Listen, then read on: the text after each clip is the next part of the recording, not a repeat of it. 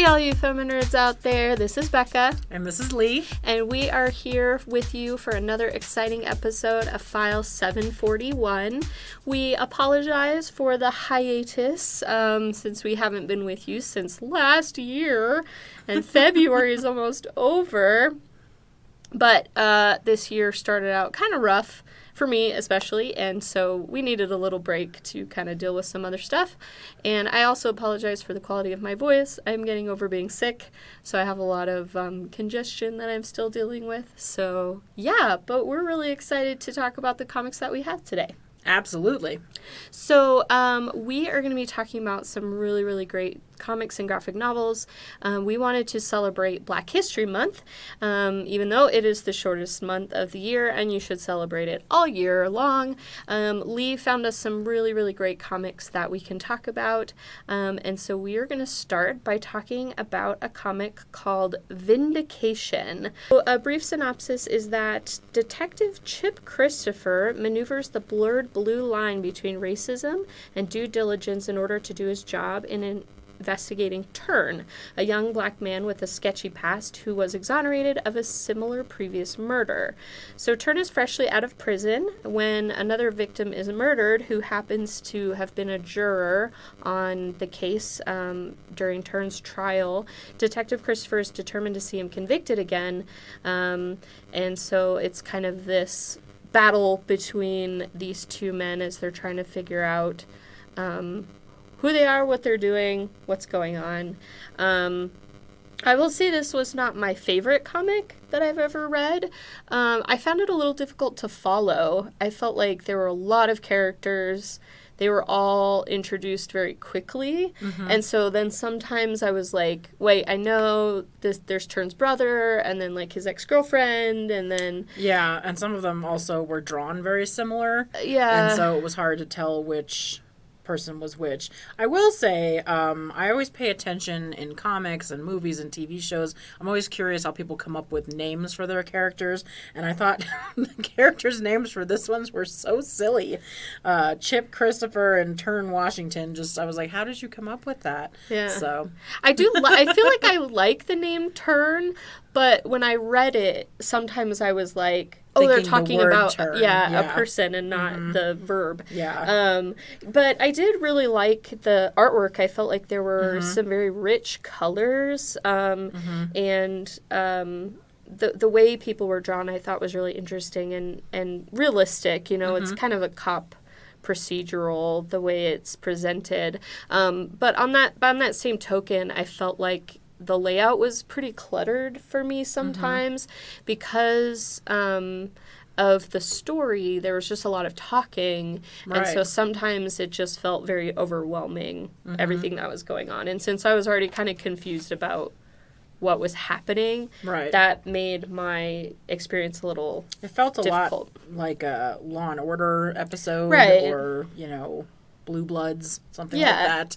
So yeah, and I think because of that, there were times when I found it a little difficult to figure out who I was supposed to be sympathetic to. Right. Because Chip is initially introduced as kind of an arrogant, you know, guy. He gets into a fight with Turn right as he's coming out of prison. So at first you're like, okay, Turn is the main character. We're supposed to be on his side. And Chip comes off as being racist. Yeah. And trying to plant evidence and things like that. Absolutely, which he does, by the way. And Turn is trying to get the evidence of his innocence, and so he's trying to prove that he did not murder this person for which he went to jail. But there are times when I felt like I didn't really know who Turn was.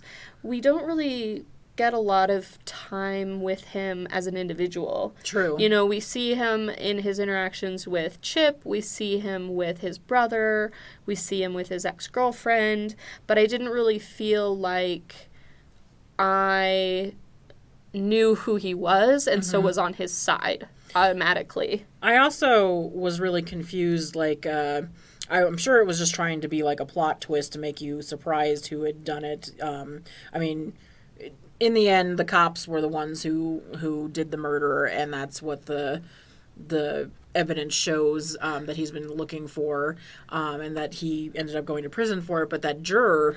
Yeah, there are two different murders. Yeah, and that's what was confusing. The juror was coming off as being like some weird serial killer guy who was trying to get away with it and trying to blame it on him. And so at first I thought, okay, surely it must be this dude. And yet that never got touched upon again or solved after that. It just kind of went away. And I was like, that's kind of an odd thing that they didn't even kind of clarify at the end what was up with that guy and why was he so sketchy. Right. So how I interpreted this was that the cops were the ones who killed the original woman who Turn got arrested for. But then Carmine Jensen, the juror, is the one who killed the other two jurors so that he could write his book. Is that what happened? Okay. That's what I understood. So yeah, but so it's kind of confusing. You never see him get arrested for that or anything. Yeah, it was very convoluted. So that would have been like, if this was really vindication at the end, it would be nice to see that the people who were really responsible, being arrested and having to face penalty for that, but that didn't really exactly happen that way. Right. One thing that I feel like this comic did really, really well was bring up this idea that a good person, and I do believe that inherently almost all people are good, but if you grow up and are exposed to a system that reinforces certain ideas, then you can become... then your thoughts and actions start to follow those ideas,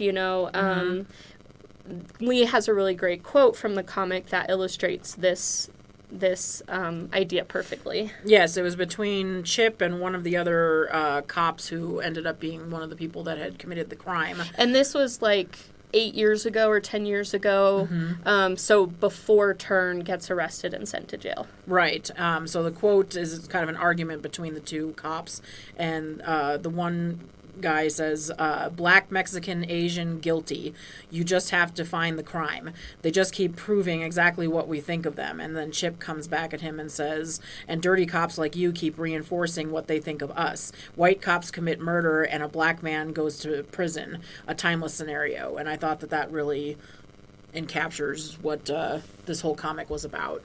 Exactly. Yeah, you can essentially want to be a good person, but when you are taught to look for certain things and taught certain ideas, that's just going to be part of who you are. So while I do believe that there are good cops out there, I have become very suspicious of law enforcement in general. That's really where I feel like I started to recognize my white privilege, in that when I was a kid, I was taught, if you're in trouble, you call the police and the police will come and help you. And in many, many cases nowadays, the cops can actually make things a lot worse. And so I have started to become very suspicious of law enforcement.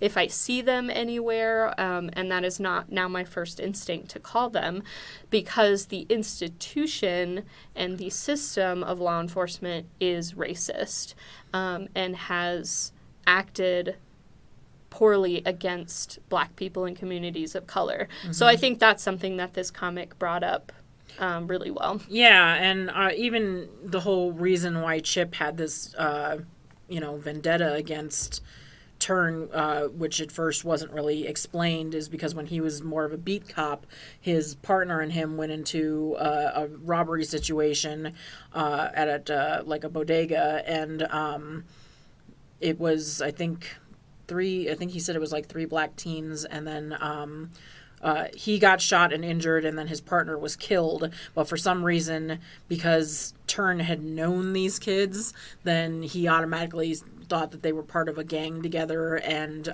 blamed Turn for the death of his partner. And so I understand trauma sometimes skews our perspectives, but in that case that was really a wrong, and that's something that Turn says to him, I had nothing to do with those kids, but you blamed that on me. Yeah, so, I mean, it's definitely, I think, worth checking out. The variant covers of the different chapters are really, really cool. Agreed, yeah. Like I said, the original cover is awesome. I really particularly like I think it's the fourth chapter cover. Well, the third chapter's cover is really cool, too, but the fourth is a cop with his hand over his heart, standing in front of an upside-down American flag, and there's blood on his badge and his fingers. So I thought that was a very good illustration of what this is about, that this is something that we do need to talk about and address. Yeah, it's very clever in that way. And then at the end of each comic, too, there's also like a red screenshot of what's going to happen next. It almost kind of, I feel like the person who wrote this must really watch a lot of crime TV, because that's so NCIS. Yeah. With the snapshot at the end before the commercial break. And yeah, for sure. But it also, it ties right into our next comic, because it's kind of about needing to figure out how to change the system. So our next comic that we're going to talk about is called A Graphic Mystery, Incognegro, written by Matt Johnson and illustrated by Warren Pleece. So this is a story about a reporter who is black, but he's got a really light complexion, and so he can pass for white. So he tends to go to lynchings and writes about them so that they will be published in newspapers. His name is Zane Pinchback, which is such a cool, 30s... I did enjoy that, yeah. Gangster name. He's not a gangster, but...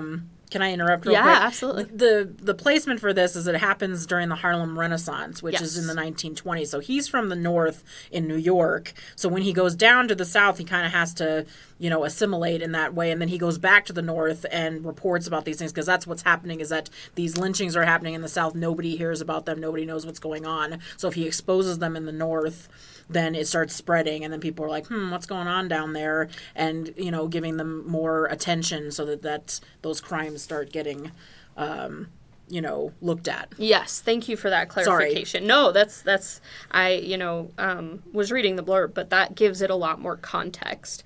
So this is a really cool graphic novel. I really like the concept. The artwork is really interesting. I like it's a little more simple. It's, all black and white, so it gives it that kind of noir sense. When I was reading it, it felt like I was reading a film noir movie. Yeah, which was kind of cool. Exactly. And I think, too, it kind of serves to highlight that what the characters are dealing with, everything is very black and white in these worlds that they're inhabiting. So, in this particular story, Zane's, he calls himself the Incognegro because he can hide himself as white passing. So he goes to the South and hears that his brother is in jail because he's been accused of murdering a white woman. So he gets himself involved as a white person passing so that he can figure out what's going on. He can solve the murder and exonerate his brother. This is complicated by the fact that his friend comes, who is also white passing, and kind of messes things up in that regard. And it's just a really interesting story. I think this is a story in which the idea is assimilation as revolution. And Leigh has another quote for us that kind of highlights that idea within this story. Yeah, it's a bit of a long one, but the whole thing really was really well written. It says, I am Incognegro. I don't wear a mask like Zorro or a cape like the Shadow, but I don a disguise nonetheless. My camouflage is provided by my genes, the product of the Southern tradition nobody likes to talk about, slavery, rape, hypocrisy. Since white America refuses to see its past, they can't really see me too well either.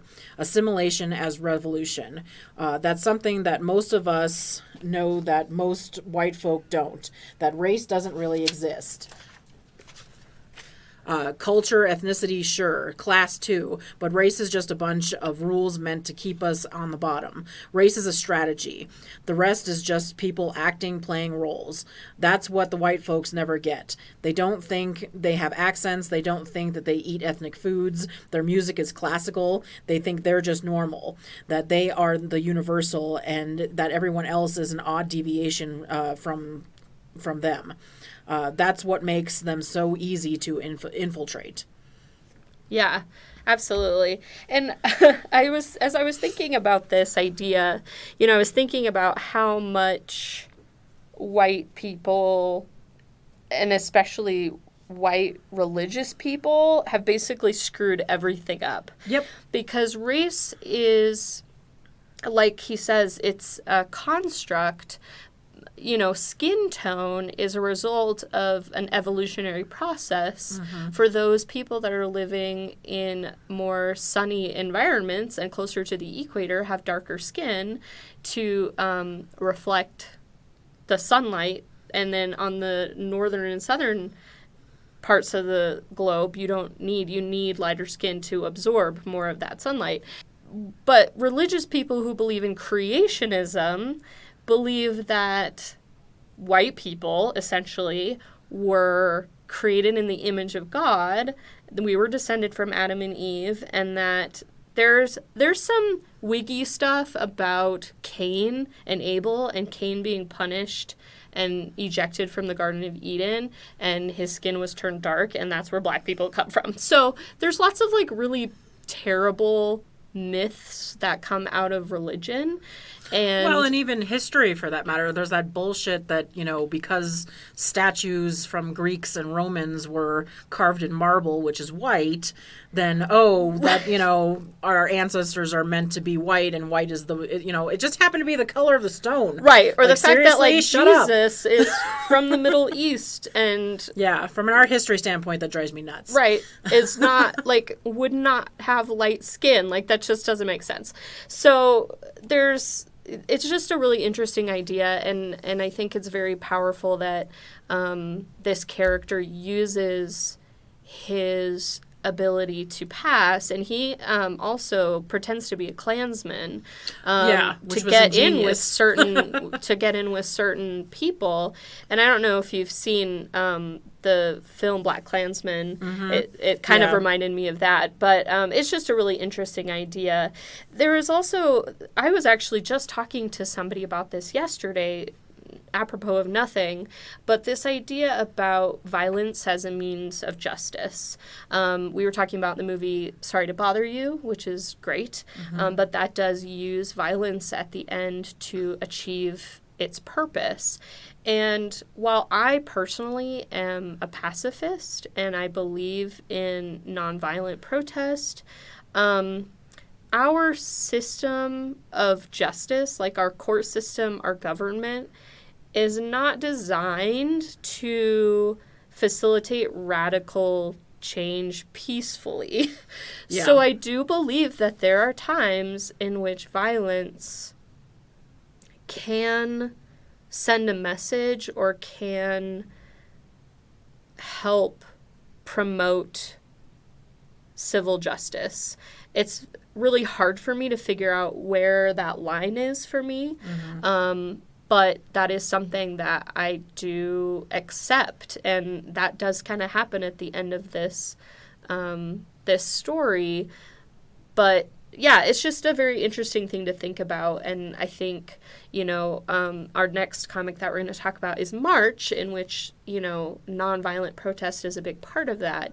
I think there's times and places for both. Yeah, I agree. One thing I will say about Incognegro is not a great book for feminism. No. Because we always are looking at whatever we read through that lens. There are only 3 named female characters, and 2 of them die. Horrifically. Yeah, so at the very beginning we're introduced to...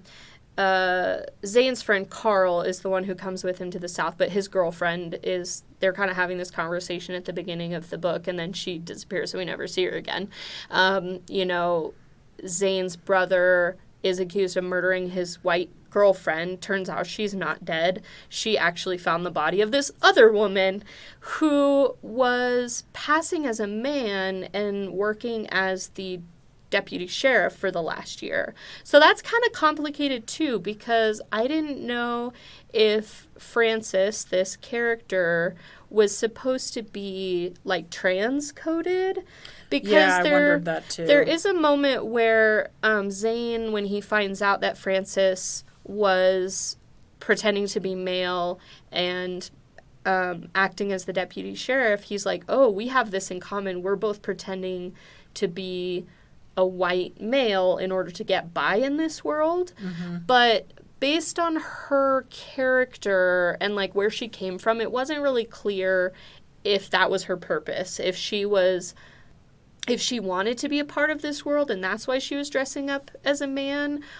or if she was actually trans. And then there's also this very Shakespearean, like, she and the sheriff were having a relationship, and it's implied that the sheriff knew that she was female. So then it's really complicated. Yeah. But either way, she died, and the woman who found her body smashed her face so people would think it was her, but then they shoot that woman in the face at the end. It's so gruesome. As just well. So that's not great. No. But there are lots of great things in this book, so we would recommend it in general to check out. I like the style, an interesting story. There's also a sequel called Incognito Renaissance, because after this crime happens, he talks with his boss at the newspaper and says, I don't want to be putting myself in danger with this anymore. I want to be a local reporter. So the next comic involves a murder that happens in New York, and so it's more of a local thing. It doesn't involve the South at all. So that one's also interesting. Not as good as I think the first one was, but also interesting. So it's got that fun murder mystery feel to it. Cool. Well, we will then now move on to our next comic, March, which was written by Representative John Lewis, and with some help from Andrew Aiden and Nate Powell. Do you want to give us a little synopsis of this story, Leigh? Yeah, it's broken up into 3 comics. It's interesting. I've read this several times, and I think it's hard for me because the first time I had read this was when Obama was still president, and that's really what this comic, that's the main part of it that is in each of the comics, is that in between his telling stories of the civil rights movement and how he was involved in it, it shows snippets of the Obama swearing in of being a president, and how we've gotten to this point, we've reached this, it's so amazing, it's so awesome. So when I read it the first time, I remember feeling that this sense of pride and the sense of we've accomplished so much. I'm so happy that we've gotten here. And now when I read it, I'm just, I almost started tearing up through so many parts of that, because I'm like, oh my God, where are we now? Like, we've reversed everything that we progressed to. Like, it's just, and I would be curious to see if John Lewis had created a 4th one about what's happening now, and where we are. So emotionally, this one has been both uplifting the first time I read it, and then now reading it, and now it's like heartbreaking. But anyway, the first one is his kind of account of his childhood and his starting out in the civil rights movement. So it's a lot of the for instance, in Durham, the Woolworths counter, in the South, blacks and whites weren't allowed to eat at the same lunch counters, and so they would go as a group and non-violently sit at the lunch counter, ask to be served, and then not leave until they were. And so a lot of violent things happened to them, but they were not supposed to react in any way. So it's very powerful, and it's hard to even read in parts, because you just can't believe that people treated other people that way. It's astounding. They also would go to movie theaters because I guess black people and white people couldn't stay in the same movie theater, and they would ask to buy a ticket and they would hold up the line and just keep going and rotating, and that would, piss a lot of people off. But I mean, that was their way of kind of shutting down businesses to show that, you need to acknowledge us and you need to treat us the same. And it worked. And then the second book is about the freedom riders, the people who rode buses from the south to the north and backwards, and that insisting that whites and blacks be on the same buses and not have to sit in the back, and that also had historical horrific situations where buses were burned and people died and people were seriously injured, but they kept on fighting. It was interesting too that even if you got thrown in jail, you were to accept that and to not pay the fine and do the time, and because that happened, so many of the local prisons were flooded with people. So it started to, change legislation and change the way they were doing things because they were making it inconvenient. And I thought that was a really brilliant way of that kind of pacifist, protest, and that's really what John Lewis was all about. And then the third volume is more about the civil rights marches and Martin Luther King Jr. and his assassination, and things like that up to current times. So it has a great progression of the civil rights movement and who was involved and the things that had happened to them. Yeah, and Representative John Lewis's birthday was on Friday. Yay! So happy birthday. I think he turned 80, which is awesome. Mm-hmm. I really, really enjoy these books. I think you brought up a really interesting point, Leigh, because I felt like this was both a really good representation of the daily stress and anxiety and fear that people experience while just living as black people in the United States. But it also is a testament to the faith and resilience of this movement, of the nonviolent, peaceful civil rights movement. And I did find it hopeful. I feel like, for sure, the world that we are reading this in now is much different than when it first came out, and in our last presidency. But I do feel like there are measures of hope that I feel, and I feel like, in general, I feel like this series is very hopeful. I agree. Yeah. And I really, really love the artwork and the layout, especially of these books. The artwork is got a lot of really cool, brush strokes. It is also in black and white, but it's very expressive. And what's really, really great about this book is the use of negative space. There will be kind of alternating black and white backgrounds, kind of based on what he's talking about, what's going on in the story. And then also just the way that things are laid out is just really, really well designed and really well drawn. So yeah, this is a really, really great series. I feel like this is definitely worth looking into. This is a totally random note, but I was talking to my friend yesterday about the Downton Abbey movie, which I watched. So I watched the show when it first came out. I really liked it. I think it came out in 2010 or something like that, quite a few years ago. And I didn't like the later seasons and kind of how it ended up. But it's beautiful, it's charming, it's entertaining. But the movie is just wild because everything that happens in the movie, I would have accepted 10 years ago and just been like, oh, these silly rich people and their silly problems and the servants and, their issues. But now I'm like, of course, these issues have been going on this whole time. I, as a white person, have had the privilege of not really needing to think about it as much until now. But, I was like, wow, this movie does not hold up in this time than it would have 10 years ago. And so I think it's the same with a lot of these other pieces of media. We have to think about the context in which we're reading them. The other conversation I was having with my friend yesterday was about being arrested, because I was saying, I feel like if I was arrested, I have people that could vouch for me and like bail me out and all of that, but I don't think it would affect my life really in the same way it would affect a Black person or a brown person. So it's just like really interesting to think about where I would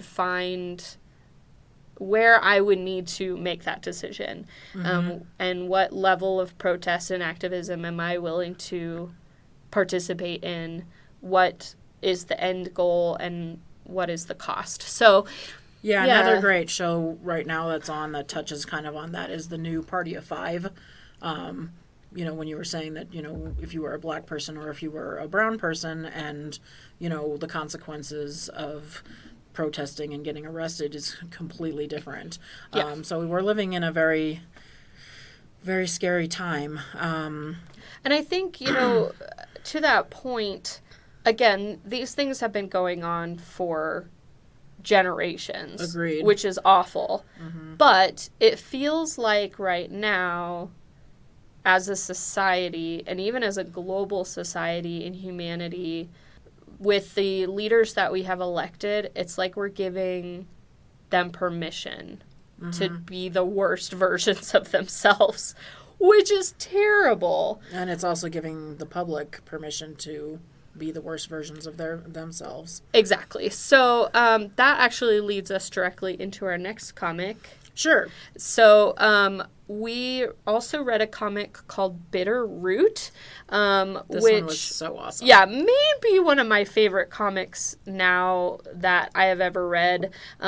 This story was created by David F. Walker, Chuck Brown, and Sanford Green, and it's just phenomenal. So a little synopsis of this story is, once known as the greatest monster hunters of all time, the Sangare family. That's how I... Yeah, there was a lot of words in this, and I'm not sure how to pronounce, so please forgive us if we're mispronouncing I'm going to say Sangare.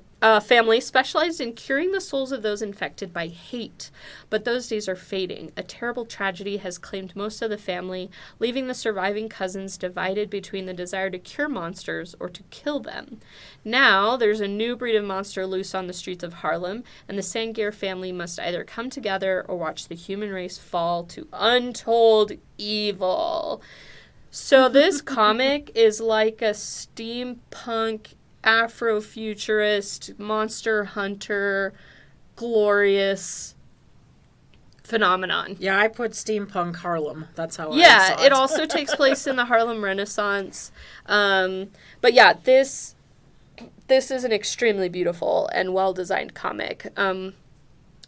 As far as the artwork goes, one of the things I really love is that it takes place in a couple different locations, and each location has a different color palette. And so there's even a double page spread where there's 3 rows of action, and each action is taking place in a different place, and you can differentiate by this color palette. It's just super, super well made and super well designed. A really, really great cast of characters. I especially love Berg, who is using all of these very big words that sometimes I don't know how to pronounce.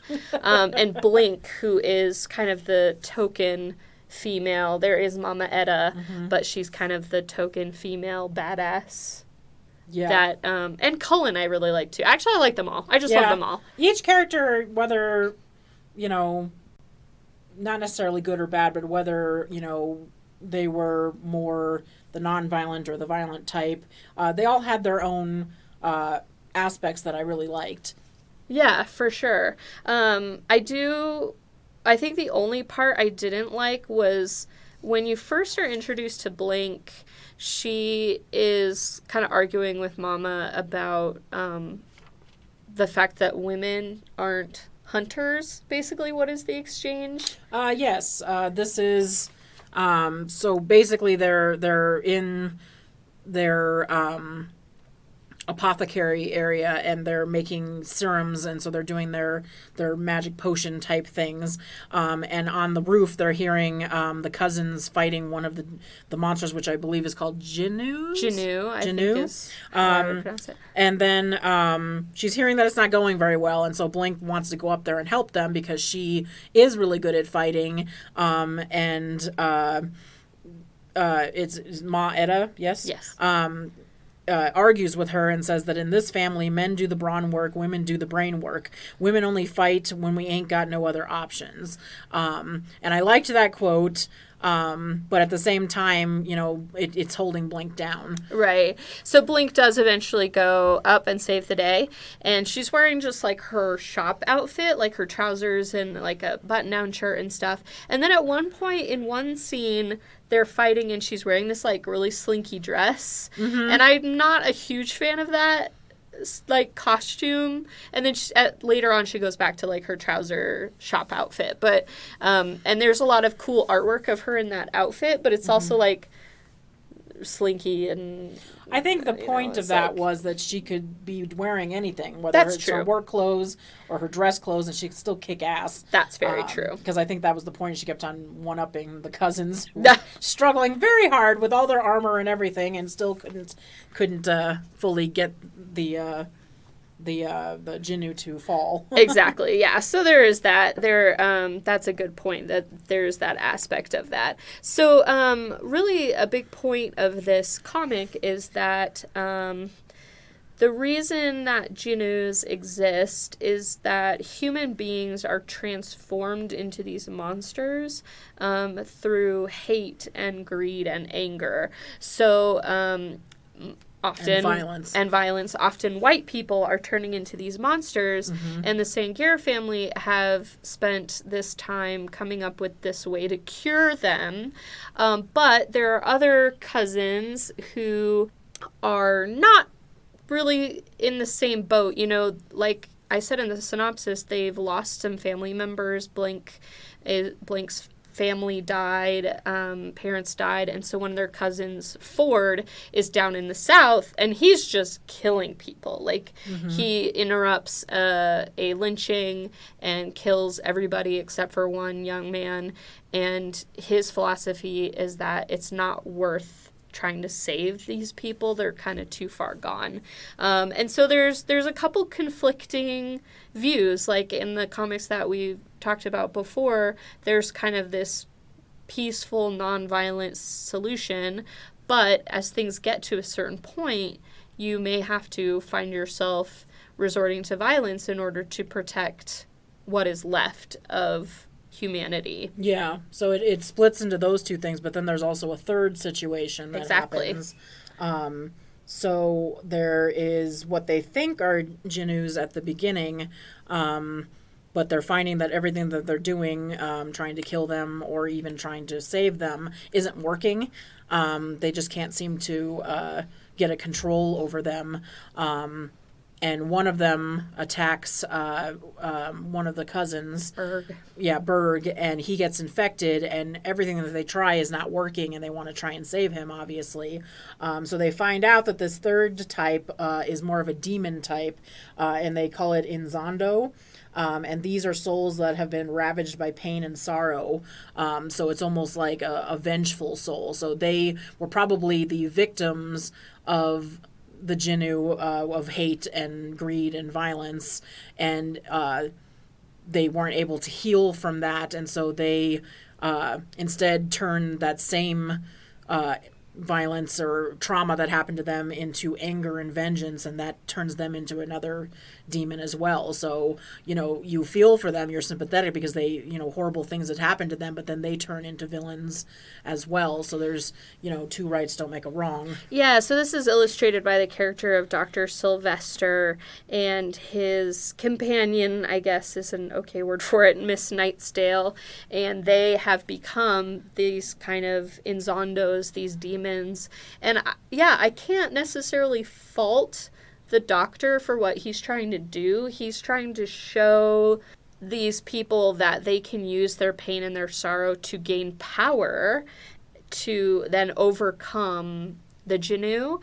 But the main characters, the cousins, are trying to maintain their own humanity and trying to find a way to keep the peace, I guess, is not the best way to describe it, but and it just reminded me too that like it's always people of color and Black people who are expected to take the brunt of this violence and to remain dignified, while white people can just do whatever the fuck they want and are sometimes rewarded for it. So that's very frustrating.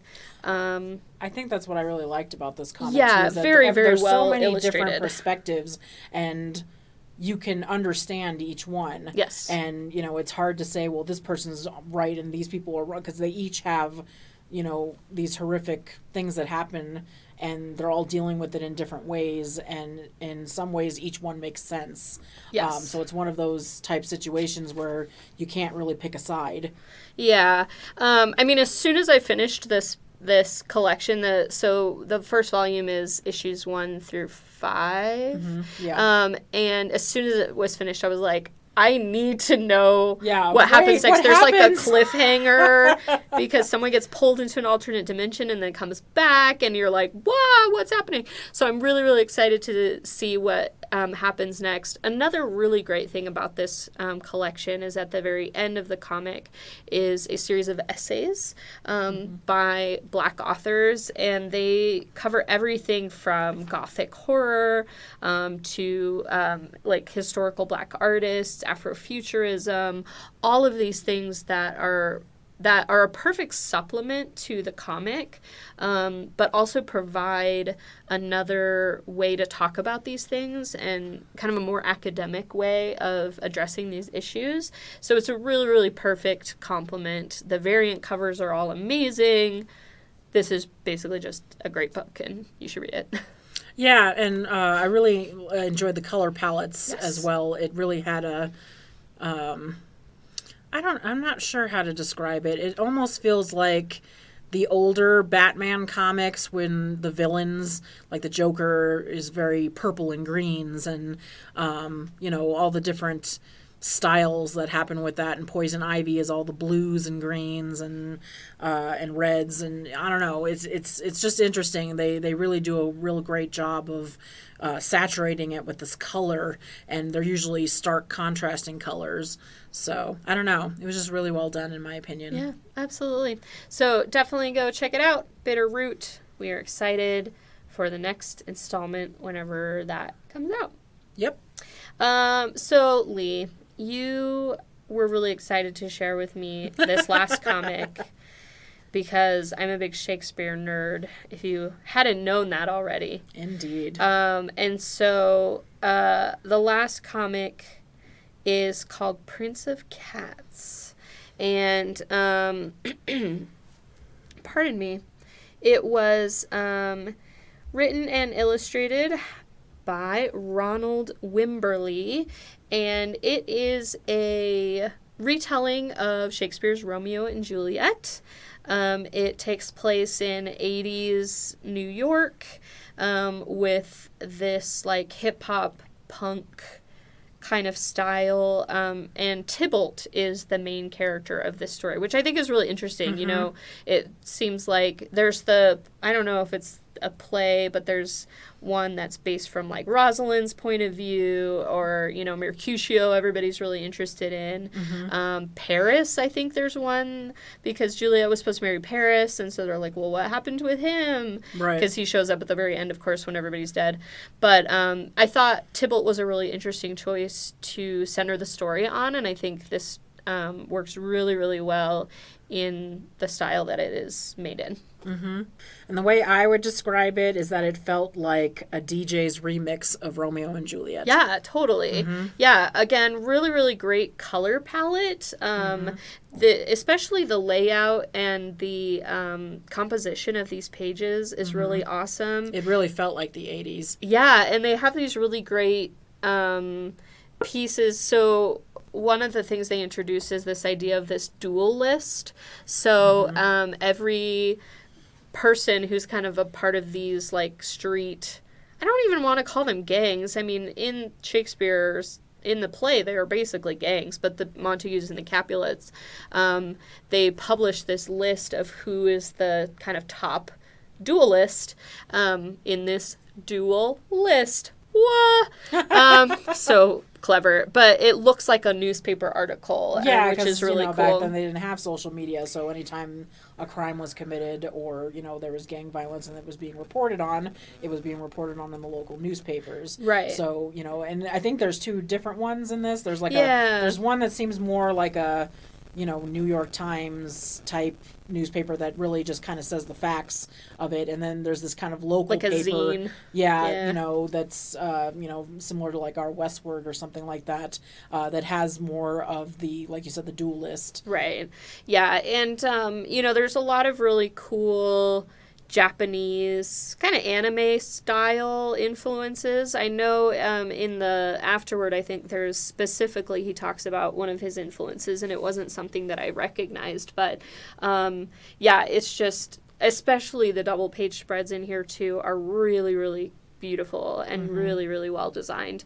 One of the really fun things about this comic is the mix of the traditional text from Shakespeare's play. There's sections that are literally taken word for word from the play, and then there's these remixes is such a great word of the language. My favorites, a couple that I had jotted down that stuck with me were Rosalind and Juliet are talking in the bathroom with one of their friends, and one of their friends is like, "Yikes, verily thou gave way too much information." And later, at one point, Tybalt is having an interaction and says, "The fuck is thy problem?" So, I just love, which I think I'm going to say now all the time. So I just love the integration of normal kind of everyday language with this Shakespearean text. Yeah, the one that made me kind of crack up was a guy typically trying to hit on a girl, and he says, "Hey girl, thou art exceedingly fine. May I possibly rap with thee for a breath?" And yeah, that just cracked me up. Yeah, so it's really great. And I think if I had a greater understanding and greater integration, I think, of Black culture, I think I would even appreciate this even more. So, super, super great. Really interesting take on the story because, of course, it follows the plot of Romeo and Juliet, but it also kind of has these instances of what Tybalt is doing separate from the main story. Yeah, which made it different. Yeah. It didn't feel the same. So, of course, it ends when Tybalt is murdered by Romeo. So, yeah, it's just a really, really cool idea and a really awesome comic. Yeah. I think that'd be something that'd be good for you, too, retelling a Shakespearean play in modern language like Dickinson. I could do it. Yeah, I could do it. So, one thing that I was thinking about with this story is the idea about making sure that we are promoting and elevating Black artists. This idea was brought up in Incognito, where he's talking about how white people have classical music and Shakespeare is considered classical literature. And so while I really want to promote these takes of kind of quote-unquote classic literature by Black artists, seeing an all POC version of Little Women, or, seeing Black people and brown people as the mains in these adaptations, we also need to work on promoting original work like Bitterroot and things that are specifically about Black experience. So on that note, we wanted to end this episode by giving a quick shout out to our Alan Brooks of Motherfucker in a Cape. He's got, of course, his great podcast.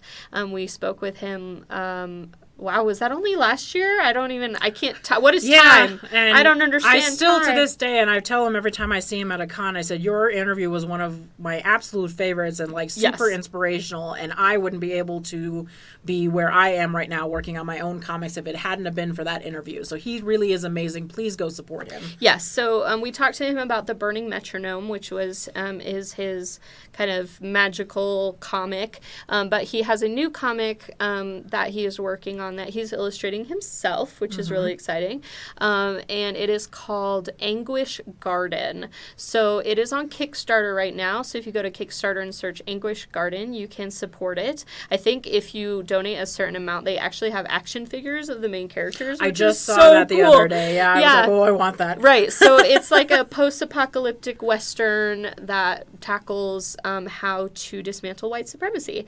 So just, of course, in line with what we're talking about today, but even regardless, he's a great author, great artist, really great podcaster, just a great person, because, he does all sorts of things. Yeah, he's he's a very fantastic. creative person. So go check out his work, R. Allen Brooks and Anguish Garden.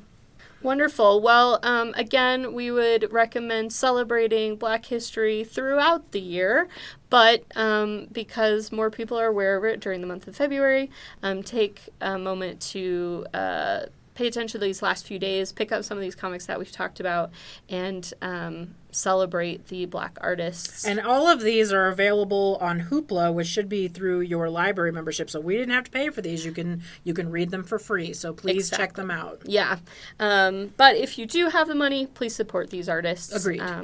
And encourage them to give more work. Again, we really want more Bitterroot. So Yes, I'm really cannot wait for that to come out. yeah. So it was great again to talk to you all. And if you have any suggestions of comics that you want to see us read and review, please leave a comment. Please like us and share us. What am I doing? You do this. You close us out. Okay, I'm gonna stop. You know what? I haven't done Do it in it. so long that now I mean, kind do of forget, it, but, and now I need listen to go to to Leigh. my notes to remember what I said. Oh my We goodness. took a break because gracious. we had so much going on, and I was really busy too. And now We've forgotten how to do basically we even had trouble starting up the program. We're like, wait, how is this again? Yeah. Anyway, so this has been File 741. I'm Leigh. And I'm Beckah. Thank you for listening, and please like us on Facebook or follow us on Instagram and Twitter.